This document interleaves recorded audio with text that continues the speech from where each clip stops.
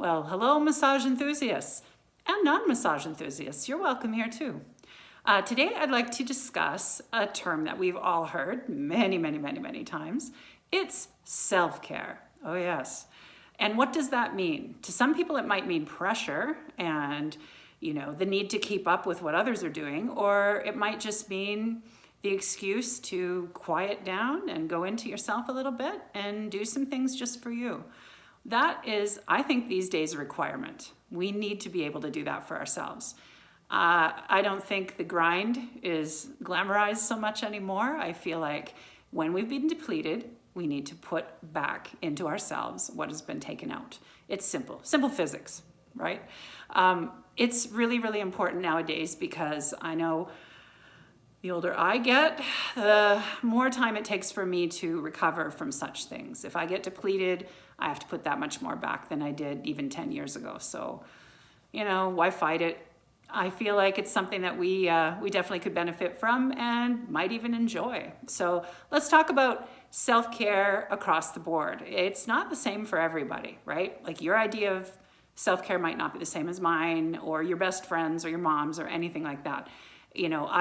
I know what I like, you know what you like, and the better you know yourself, the better your self-care, really.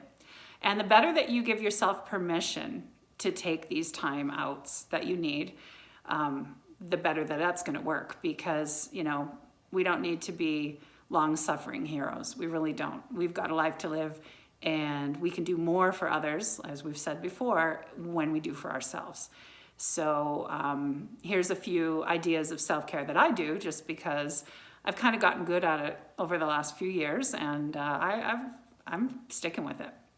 So something that I do is when I need to have some self-care and some time out from life, I go quiet on my social media. I go quiet on my phone. I'm not the biggest texter. All of you who know me can attest to this. I am not the one who's always reaching out all the time through text or calling or anything like that. And it's just because there's times where I just need to have that silence. I need to do my own thing. I had to be in my own head, with my own thoughts and bringing myself down out of my head and back into my body. So I find my self-care tends to focus towards that. Like when I'm overthinking, as I tend to do, I have to remind myself, okay, come out of that. That's not where you need to stay. You need to get into your body. So massage therapy, I find, is really great for that. That helps get me right back into my physical self and realizing like I should do this more often because it feels great. Meditation's another one. I don't do the typical meditation where I sit there and I, om and all that, although that's fantastic. I would love to do that, but I find the most effective type of meditation for me is like more of a walking meditation where I'll put in a podcast or some really great music that I love, that's got kind of a rhythm, kind of a beat to it. And I will do something like really menial and easy and be on autopilot with, like housework. Like I will wash my floors and clean my kitchen, clean out my fridge, organize. I love organizing. That is one of my favorite self-care tools because it's very methodical and I can be in my head but not like submerged in my head, which is key, I think. So I will tend to do that when I'm having one of those days of I need my self-care. I do tend to take baths. Sometimes I do with essential oils and all of that great stuff and the candle and all of that. It's great, but I don't always feel like that. So that one's I pick that when I'm in the mood for that. Another one is I like to journal. I actually will write out a whole bunch of ideas, thoughts, just get it out on paper. And I feel lighter and I have less going on in my head and I'm not in my head as much. So it's a great way to get out of here, put it on paper, and then walk away from it. It's a really handy tool, actually. Another one that I do is I will just watch comfort shows. And you guys all know what I mean by that. We all have shows. We've seen it before or we're new to it and we're into it and maybe binging it a little bit.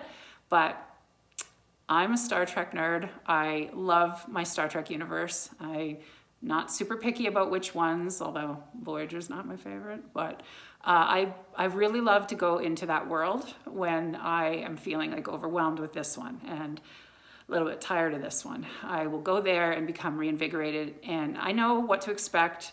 I know what's going to happen, and I love the ideals of that world because it helps me to imagine that we have those here. You know, maybe one day, maybe. So that is kind of my introduction to what I think of self-care and what I think is important about it, and that it's something that we can all fit into our lives. Even if you have 5 minutes, it's better than 0, right?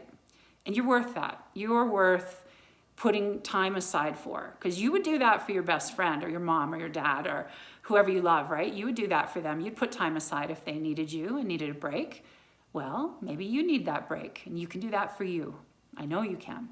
So if you have any thoughts on self-care, any ideas about what you prefer for self-care, if there's anything that you want to share about that, I would be loving to hear that. So you can put that down in the comments, and I will see you in the next video.